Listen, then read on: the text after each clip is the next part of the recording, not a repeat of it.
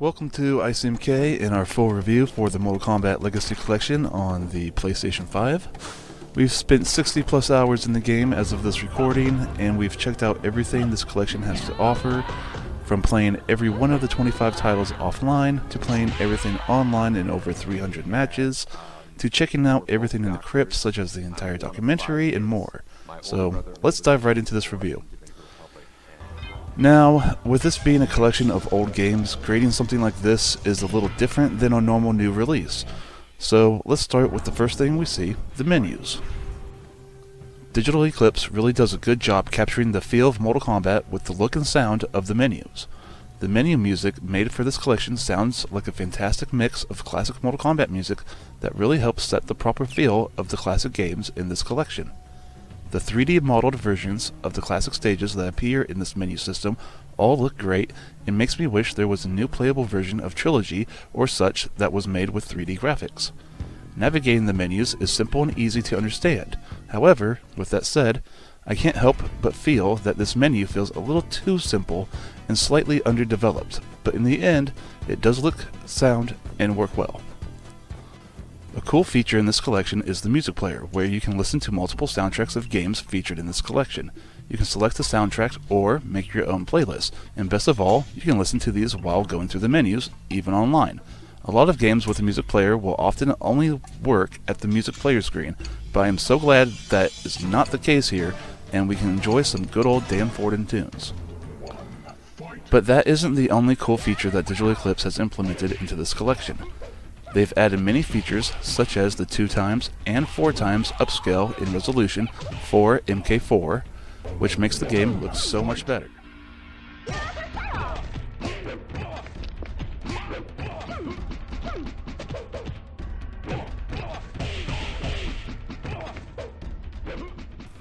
Created a practice mode and a fatality trainer for the games, which is a big help for both new and returning players.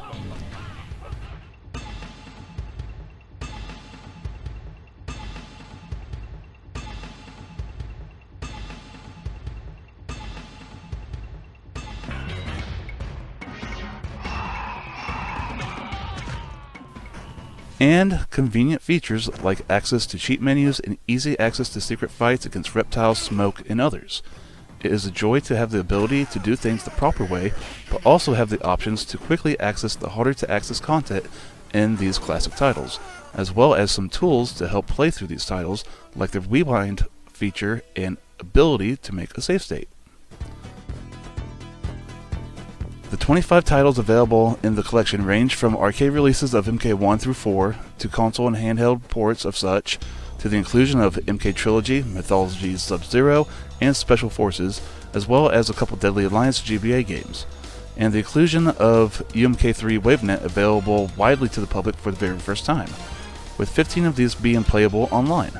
But despite how many games are already in this collection, I can't help but feel that it is incomplete with various titles missing.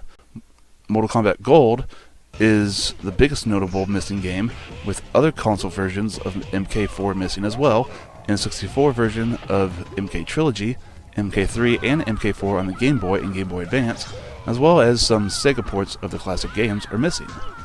Also, it would be nice to have had access to various revisions of the arcade games for offline play. However, there is various reasons for these missing titles, and there is a chance some could come in the future via DLC.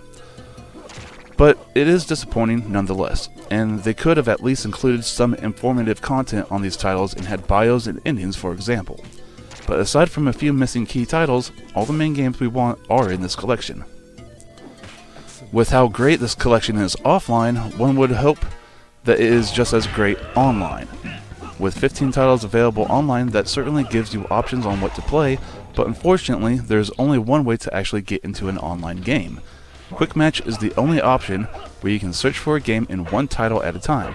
Without crossplay, a huge missing feature at the moment, the player base is somewhat small, and with the current way things are set up, it can sometimes take a long time to find anyone to play in any of the 15 games. Sometimes finding a match can take a minute, sometimes it can take 30 minutes. The issue in large arises from the lack of crossplay, and the fact that we are surrogated into 15 possible different searches. Plus, there is other missing features such as lobbies and just the ability to even invite a friend to a game. Now, as of the recording of this review, lobbies and the ability to invite is coming very soon, and we will likely do an update video about the lobby system in the future. But still, there will be no crossplay, at least for now, and perhaps never. Also, there is a want for online ranked mode in system, though I do not think it is a needed feature for this collection, as it would further surrogate the players unless they just made everything count as ranked. I also think a better quick match search is needed, one where you can search for multiple games at once. Now, as for how well does the online actually play, well, as of this recording, it actually plays very well most of the time. Yes, at launch there was actually many issues with the online being borderline unplayable, but Digital Eclipse has been quickly releasing patches putting a fix to things as fast as they can.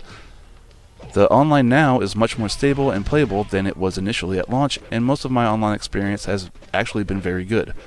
A hiccup of lag once in a while, or once in a while just a poor connection with the player causing input and audio lag, but those cases are few and far between for the most part in my online experience. Speaking of input lag, on the PlayStation version of the MK Legacy Collection, there have been an input lag delay issue since launch that the other versions have not had, and this input delay affected offline and online.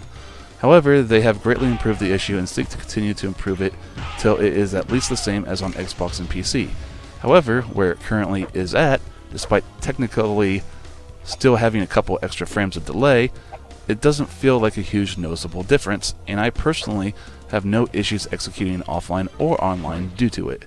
But it being an issue at all to begin with will still be accounted for in the score of this review. There are many other minor issues that this collection had launched with, some that have been fixed already and some still waiting to be fixed, such as the menu music glitching out or feature glitching and not working properly, such as trying to trigger a secret fight easily via the features menu, but the feature fails to start the fight properly, or how sometimes the game will just full on crash for no apparent reason. I've also experienced audio options just full on not working in certain titles, and even incorrect move lists for several characters. This is primarily for MK3/UMK3/MK Trilogy, with multiple characters having incorrect or missing combos in their move list. Overall, there are many technical issues, mostly minor, that are left to still be cleaned up. Lastly, I want to touch on the crypt section of this collection. We've discussed the music player, but there is also the documentary, the combatants section with everyone's bios and endings and character summaries, and coming soon, a lore section to be added that we will likely do an update video about in the future. The documentary is a mix of old behind-the-scenes clips, new clips of interviews with developers, many photos, and much text to read, covering how Mortal Kombat came to be, all the way to when John Tobias departed from the team, ending with summaries of Mortal Kombat from Deadly Alliance to current day. This section will take many hours to get through everything, and for a hardcore MK fan, it is well worth the time. It is very informative and gives many insights even I had not known or had not seen before, and all the new interviews are great. My only real criticism of this section is that there isn't an option to just watch all the clips all together at once like a movie. Instead, you are forced to navigate the menu to seek out each clip. Also, even though it's understandable, I feel like they intentionally gloss over the negative aspects of Mortal Kombat's history. For example, making MK4 look like it was well received more so than it actually was, or not mentioning past drama that happened with Daniel Pesina, or attempting to make MK Mythology Sub-Zero look like it was an awesome game somehow ahead of its time. Even the developers themselves in the new interviews seem to sidestep any type of negative aspects that there were. But overall, it is a very well made and enjoyable documentary. The combatants section is a nice bonus section to have for ease of access to character bios and endings across the classic games, and to get a summary of the lore throughout. However, it has been discovered that there is multiple mistakes in this section that have either made up or inaccurate lore. One example would be Shiva saving Kano in MK3 after Sonya throws him off the rooftop, when that just isn't the case. It's actually Motaro that saves Kano. Or some made-up conclusions such as Jade fighting Shiva, when such a fight isn't actually referenced to have occurred, yet that info doesn't conflict with anything either. I fear that the inaccuracies within this section will only further confuse fans, and I hope it is cleaned up and improved soon. The exclusion of some details seem puzzling, like not wanting to mention Bihan by name or cover most events after MK4, but go ahead and name drop Onaga or reference other post-MK4 themes. It makes the section feel somewhat inconsistent, and I feel they should have just included things like MK Gold bios and endings, and perhaps at least a short summary for characters in all MK games from Deadly Alliance to at least Armageddon. All in all, this is truly a great collection, yet at the same time a flawed collection in various ways. The menus look great and work good for what it is. The menu music is great, and the music player option is fantastic. Despite still needing improvements with the input delay on PlayStation, the games still do play great, even online. But online is lacking multiple much needed features, and multiple minor bugs still need fixed overall. Also, a revision of the combatants section would be greatly appreciated. And hopefully, some of the missing titles, especially MK Gold, can be added in the future. We give the Mortal Kombat Legacy Collection on PS5 a 7 out of 10. We will continue to cover how the collection improves over time with updates, and perhaps we will revisit with a new review once they are seemingly done with updating the game. I know the messy launch has made many people hesitate on purchasing this collection, but I feel it is worth recommending now, with great potential of continuing to get better.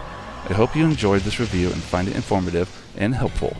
Have a great day, and we will see you next time here on ICMK.